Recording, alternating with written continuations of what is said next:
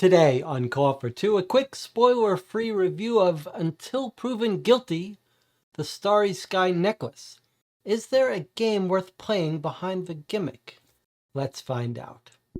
Until Proven Guilty, perhaps the first in a series. We don't know. This is the only one we've gotten so far. It's a $13 game aimed at ages 12 and up, a small card-based mystery game. There's clues in the text and art. There is use of the internet constantly, but it's just going through the flow of the game. The mobile app sort of tracks you as you go. You'll put each answer in the app and it'll tell you how to proceed. It is a cooperative game, essentially though a solo game. There aren't turns or special things for different players to do. You make decisions collaboratively. You can only play through this game once, then you understand the mystery, but nothing is destroyed, so you could pass it along or sell it. There is a hook here, or you could say several little hooks, gimmicks, mechanics. The first hook is that it's a legal case. It's not a murder mystery, typical case of figuring out who the murderer is. It's a legal case, a sort of courtroom drama, very small scale here, but you're trying to defend your client. The other prop, which we're going to take a look at, is a sort of jury box where you can see who's against you and for you. And the last little hook is mechanically how the game works. It's actually quite different and interesting. I'll go through that mechanic in a second when we look at the components. Probably you're going to get maybe 2 hours out of this game if you take your time and really talk through everything. But you can watch our 5-hour playthrough on the channel after you finish playing yourself, and you can watch our spoiler-filled comments at the end of that. As a reminder, I purchased this game myself with the help of the Patreon supporters of this channel. I have no relationship with any publisher. Okay, I said this is going to be spoiler-free, but I want to show you the components in the box and show you the basics of how the mechanics of this game work. Tiny little box here, but actually quite a bit in here. We've got a set of envelopes hidden until the game instructs you. All of the small cards and evidence are in these little envelopes. And then you've got this deck of oversized cards that sort of walk you through the story. There are, 18 of these or so, and you go through them linearly. This is the progress of the story. We'll take a look at the first card in a minute, but first let me show you the little prop here that's quite cute. So as I said, this is a legal case. You're trying to convince a jury, and you unfold this little pop-up thing, and this is the jury box, and you just fit it in the box like so, and it hooks in and stays open. And then you take your jurors and you place them in these slots facing whether they agree with you or disagree with you. So as you play the game, you'll be answering questions. That's essentially the mechanic here. Let's take a look at the first card. So you'll be proceeding through this. You'll read the first card, and it's always set up like this. Cartoons, there's not super fancy art here, but little dialogue. And at the end of these cards, it'll either ask you a question or tell you to open an envelope. So in this case, it says to open envelope A. So we're just going to take a look at this. This is the very first thing you'll get, the very first stage of the game. So you just set up this little story of this crime with some humor, and then you're told to get A, and you get to look at the evidence, the items that come out in this first step. And remember, there are 5 of these envelopes. They all have about the same number of cards. Nothing on the back, but you'll be introduced to people, clues, items, documents, and this is the art and this is representative of the kinds of density of text and stuff. But these are, like a cold case game, documents that you'll have to read carefully. There's not a lot of reading, but you'll have to pay careful attention to these details. Now, the mechanic of the game is always led by these cards. So here's the second card. We don't have to worry about the details, but this is how the game works. You've got a little dialogue and a question. Typically, or a statement. Typically, it's an adversarial thing. So typically it'll be like the opposing attorney will say something like, he must have been the murderer because of this reason. And then you'll get a little hint, the thoughts of you, thinking about like, how am I going to disprove that? How am I going to counter that? And this little highlighted text helps you focus. And then so every card has this format. It's a little dialogue and then a card you have to find in your set that rebuts that claim or proves your point. And you'll go to the app for this card number 2, and you'll try to figure out which card proves your point. If it's card 28 you choose, then you spotted something here, it's about this card, or card 31, you spotted something here that would make your case. You don't have to identify what it is about that card that makes your case. You just have to identify that card 31 is the card that's the answer, the rebutting of card 1.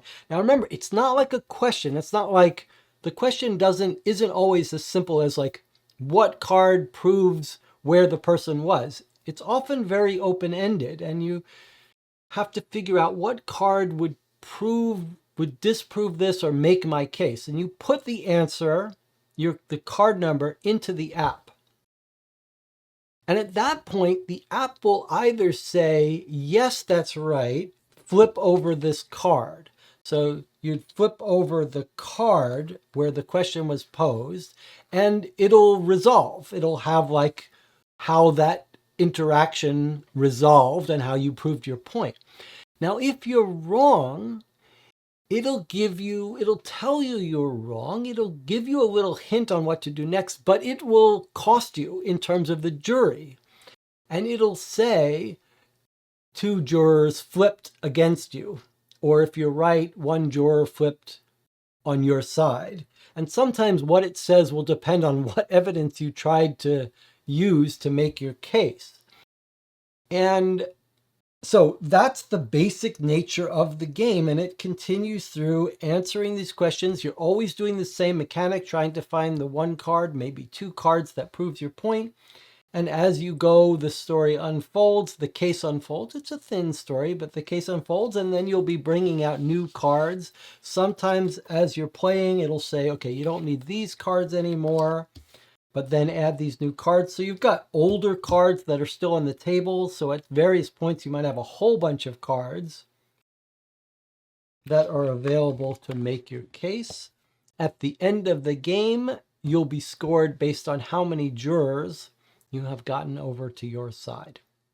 Let's talk about the positives here. First of all, the obvious in-your-face piece of this that is so enjoyable is just to have a different setting, a different theme for a mystery game. And this absolutely is a real mystery deduction game. You will have to solve mysteries by being clever about understanding clues. This is not a choose-your-own-adventure game. It is wonderful to have a case that is framed differently as a courtroom legal case. And the mechanic complements that perfectly because it's not purely about trying to understand it. We're used to mystery games where we play through the whole game and then at the end you answer what happened. This has a very different feel. It's a series of 17 or so quick little rebuttals, moments where you have to choose from among the cards available to you what card best proves the point you're trying to make. And not infrequently, the first time you read the challenge, you feel like you might understand what's going on, but you read this thing like, and you say, how would I rebut that point? Like, I don't know. I'm not even sure what I could show. It's not just that I don't know what card proves the point that I know I want to make.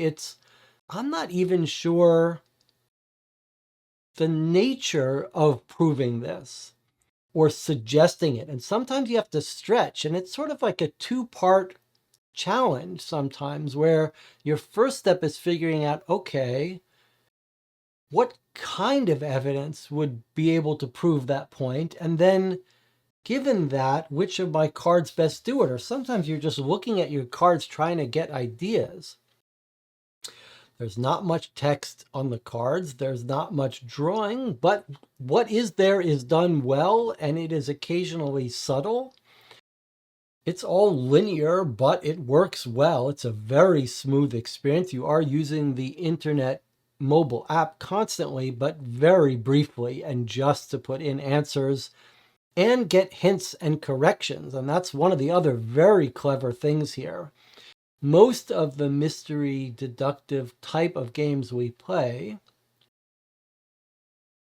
have a place for you to put in an answer on an app. And if you're wrong, you're wrong. You just try again. Not so here. It's like a courtroom. If you make a mistake, if you pick the wrong card, there's an immediate harsh penalty. The jurors flip. Now that's all a gimmick, that thing with the stand and the jurors. It's really just a way of tracking a score from 1 to 12 that goes up and down. But it will make you think twice about answering a question, because if you're wrong, two jurors drop against you, and your score, you will have to be on the top tiptoes on the top of your game to get a perfect score here, even though a good chunk of this is easy. But that's another positive here. When we started playing this game, it's got a sort of silly humor vibe that's not going to mesh with everyone, but it's okay. Sort of lighthearted. But you start playing this, it seems easy, trivial. And then as you get going, it surprised us. There is an actual, real, non-trivial, medium difficulty case here with some subtle details. And this is one of these games that's going to reward playing with multiple people, because you'll have real stuff to discuss. There are going to be moments in this game where you sit back and just talk about what's really happening, what's really going on. It's not simply a case of mechanically trying to figure out what card best proves a specific point. A big chunk of this game is first figuring out what really happened, solving a mystery, and then given that you can figure that out, what to do. And there'll be pieces of that that unfold as you go. And the other thing that's quite well done here is the built-in hint scoring system. It's sort of a 2-for-1. When you guess wrong, you get penalized, but you also get a little hint. Sometimes it'll just suggest you should look for this kind of card. It's well done, and it gives the game a sort of flow, like a TV show flow, where you're never really stuck for too long, and the game will move you along, but move you along with some penalties if you miss things. As far as negatives, there aren't many here. I think this cartoonish image is carried through a little bit in terms of the cartoonish humor and occasionally cartoonish details of the case. I could see how some people might get a little on tilt about it, a little frustrated, like that doesn't seem realistic. But I think if you buy into this world, that's important with all of these mystery games. Once you understand expectations and how the world works, and you understand that this is a little bit of a cartoonish world, I do think it's all consistent with that. But other than that, really surprisingly good game. It pays to go in with lowered expectations. This benefited from that. But for such a small little box to have so many little twists on the mechanics, theme, setting, really a very pleasant surprise. As final rating, I would give this a 9 for its novelty, for its creating something new and different. I really hope they make more of these. Certainly for what it seems to promise, it did exceed my expectations. Don't sleep on this mystery. Do not think that you're going to have a cakewalk here. You are going to have a challenge to understand all the details and get a perfect score. I do love this mechanic of having a bunch of cards in front of you, getting a little dialogue, and trying to think what card best, what is my theory, and then what card works with my theory to best rebut my opponent counsel's point. That's a very cool experience. A little twist from the way we normally approach these mystery games. Hint system, scoring system, all highly motivate you to get a good score and not make mistakes. You cannot make mistakes in this game the way you can in a normal mystery game where you put in the wrong answer, it just says try again. Every mistake will cost you. We are in a sort of golden age of mystery games now. We've seen some medical mystery games. Now we've got a legal mystery game. And really, these companies are hitting it out of the park. I would like to hear what you thought of Until Proven Guilty. I really hope they make more of these. Let me know what you thought. Let me know what you thought of the difficulty level here. Is it a medium level difficulty? Did you find it hard, easy? Maybe check out our playthrough, see how we did compared to how you did. If you've got another game you think I should take a look at, stop by the Board Game Guild for this channel or the Discord, or just leave a comment in the YouTube video. I'll see you next time.